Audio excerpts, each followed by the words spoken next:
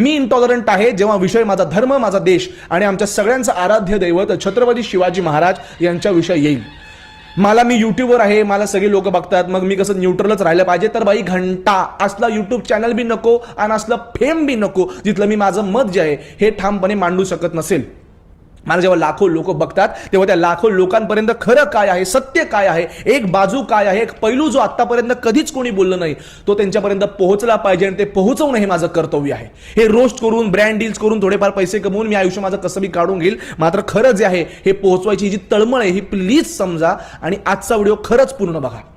मित्रांनो, रिसेंटली एक video social मीडियावरती खूप मोठ्या प्रमाणामध्ये व्हायरल झाला. छत्रपती शिवाजी महाराजांवरचा हा व्हिडिओ आहे आणि तो व्हिडिओ बनवलेला आहे ध्रुव राठी या माणसाने.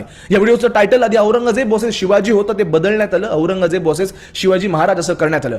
ध्रुव राठीशी मला वैयक्तिक काही प्रॉब्लेम नाही, तो प्रचंड मोठा युट्यूबर आहे, त्याला करोडो लोक बघत असतील, त्यासाठी मी त्याचा फुल सपोर्ट आहे. त्याचा बीजेपी बद्दल काय मत आहे, त्याचं मोदींबद्दल काय मत आहे, तो ते काय मांडतो हा त्याचं वैयक्तिक स्वातंत्र्य आहे, त्याच्याशी या व्हिडिओला काही घेणं देणं नाही. मात्र जेव्हा तुमच्या पॉलिटिकल अजेंडाला सूट होईल म्हणून तुम्ही छत्रपती शिवाजी महाराज यांच्याबद्दल घ्याल, यांच्याबद्दल खोटं पसरवाल आणि ते पण मी शांतपणे ऐकून घेईल, तर घंटा भैया तसलं अजिबात होणार नाही.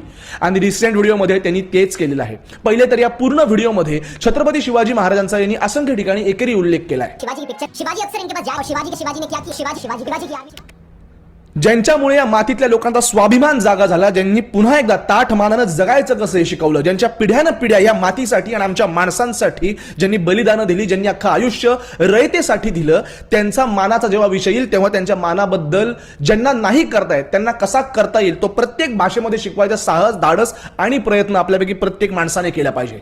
छत्रपती शिवाजी महाराज असाच त्यांचा उल्लेख प्रत्येक ठिकाणी बोलताना केला गेला पाहिजे. एकेरी शिवाजी उल्लेख हा खपवून घेतला जाणार नाही.